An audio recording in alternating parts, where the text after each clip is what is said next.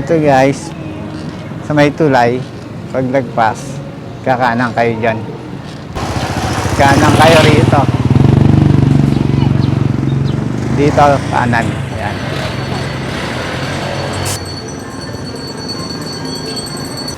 Kita niyo yung pahon na yan, mga kaadi. Yak na naman tayo dyan paakyat. Mga kaadi, chill na lang tayo. Grabe, pagod na ako. Wala pa tayo sa tuktok. Yan na yung aakyatin natin, no? Malapit na tayo. Konti na lang. Ang ganda lang rito. Ang bilis na recovery. Hindi ko mapapagod.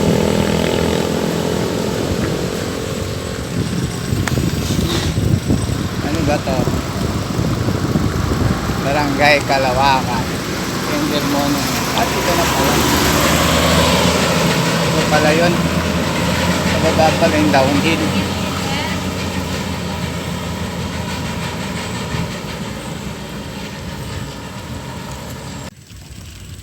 Ang pangit pala rito kapag tagulan.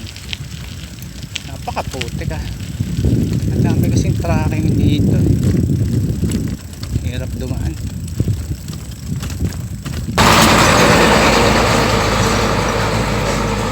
Ayan, may nagmimina kasi rito.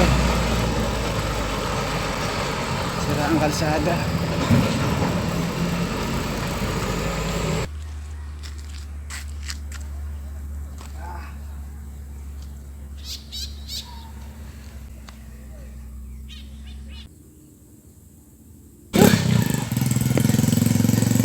Parang kasga na to rito.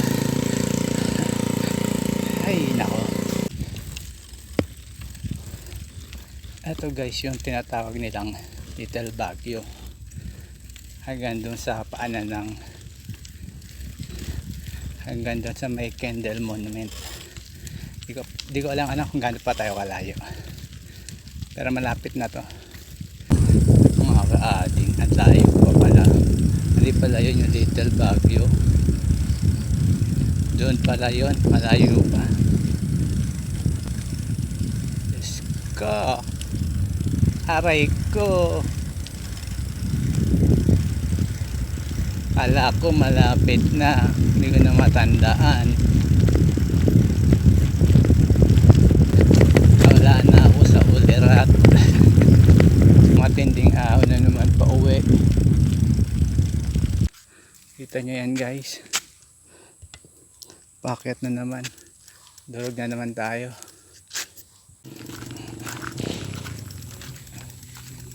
Paket tayo ng Kendall Monument. Dito yung daanan. Medyo putik dahil umuulan. Bali, sa taas na tayo magpapahinga. So guys, dalawang daan to. Itong ruta na yan, pag nagda-downhill, hindi ko lang alam kung saan ang bagsak nga o sa Barangay Kalawakan. Pero dito tayo akyat. Daming lamok.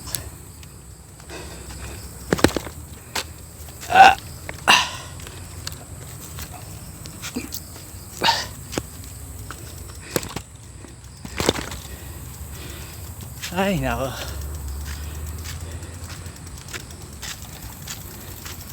Creepy. Parang umaambo na.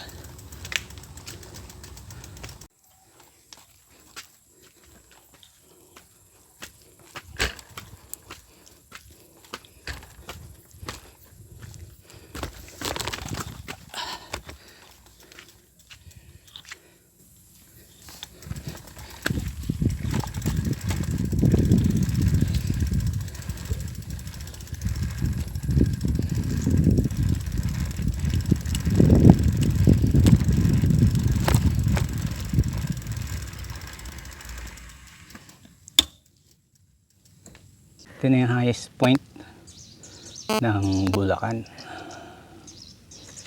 Ayan, di ko alam kung saan banda yan, pero parang papunta na yan ng mga San Miguel.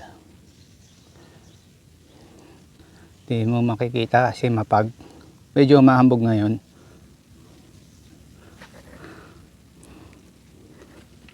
So ito yung Candle Monument. Ay!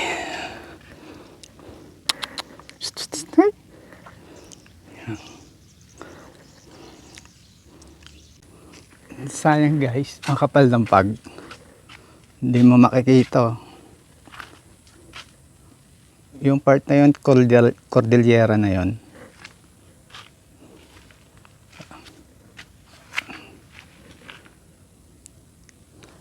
Dito pwede kang matulog eh. Pag umakyat ka rito, magdala ka lang ng mga magdala ka lang ng net. Pwede kang matulog rito. Maraming puno rito sa sabitan. Doon yung camping area nila. Pwede kang umarkila sa baba ng tent kung mag-overnight kayo. Yung part na yon, punta tayo doon mamaya.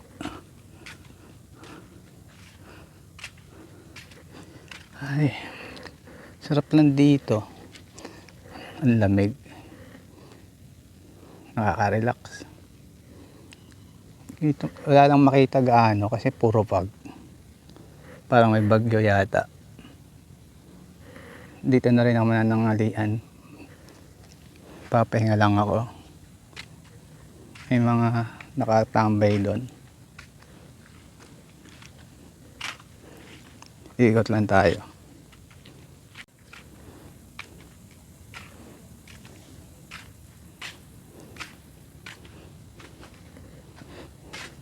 Pwede kayo magpa-picture dito. Dito yung campsite nila. Ay, may tent sila.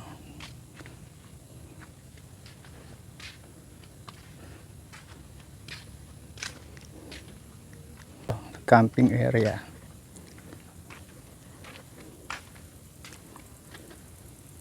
Pahinga kayo rito.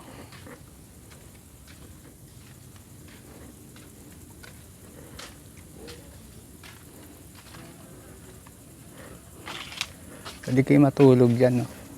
Bago kayo umuwi.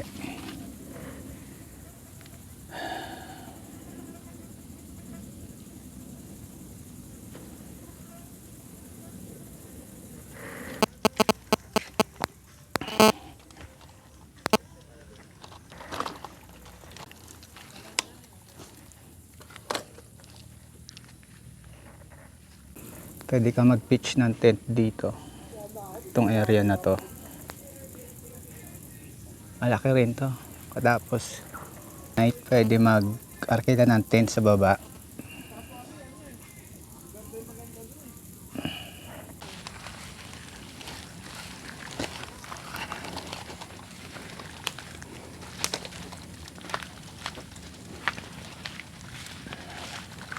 Tingin tayo sa kabila.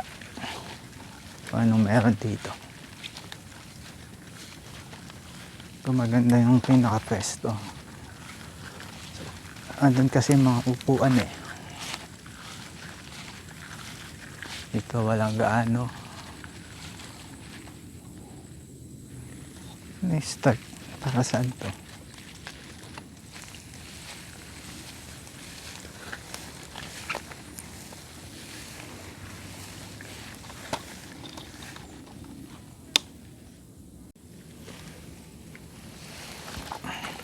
May nakalagay na start pero hindi mo alam kung ano.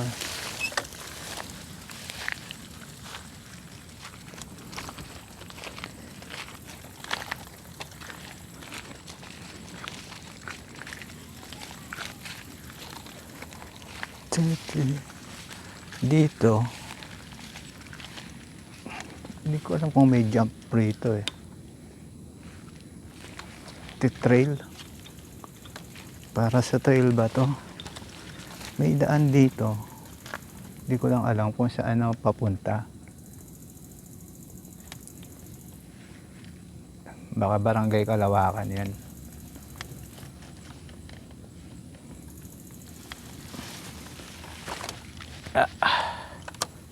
Balik na tayo. Maulap pa rin.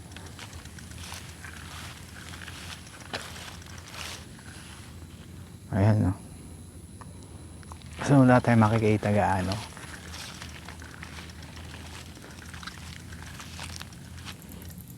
Kasi sa mga event siguro to.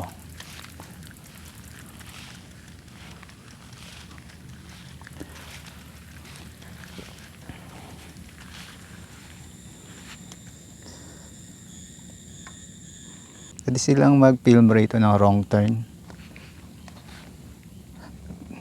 Yun, may bahay doon.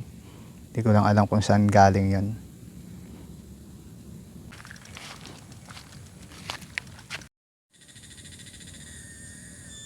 Buhat lang sa bisikleta, medyo mabigat.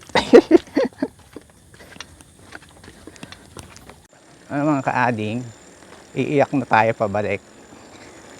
Lahat ng tinahak natin, medyo pababa at medyo sobrang taas. Yung kaninang mahabang mga pababa, yun naman natatahakin natin pa uwi. Ali, alas 2 na, kasi gagabihin tayo. Kaya maaga akong umuwi. Pahinga lang ako sa taas.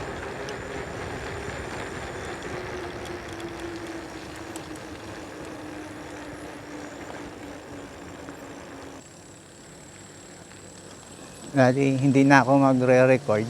Save ko na yung battery ko. Kasi nalobat ako nang hindi ko alam. Mabilis kasing madrain yung battery ko ngayon. Buti na lang may power bank akong dala.